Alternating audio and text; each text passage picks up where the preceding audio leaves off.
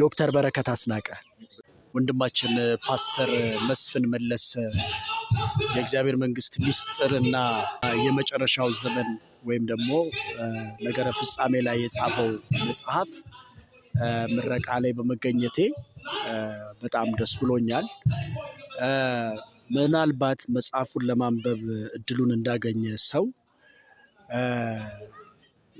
ከመጽሐፉ ኮንሴፕት ሳይሆን ከርዕሱ ሲጀምርልህ ርዕሱ ራሱ እጅግ በጣም ያልተደፈረ የማይደፈር ርዕስ ነው። የእግዚአብሔር መንግስት ላይና ስለ ነገረ ፍጻሜ ነው የሚያወራው መጽሐፉ። ርዕሱም እንደዛ ነው።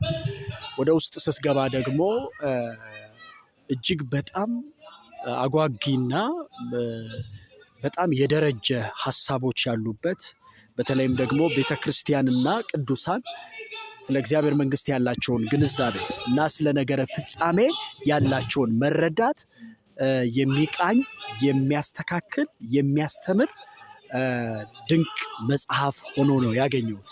ቅዱሳን በተለይም ደግሞ አገልጋዮች መጽሐፉን ገዝተው ማንበብ መጠቀም አለባቸው ብዬ ነው የምመክረው።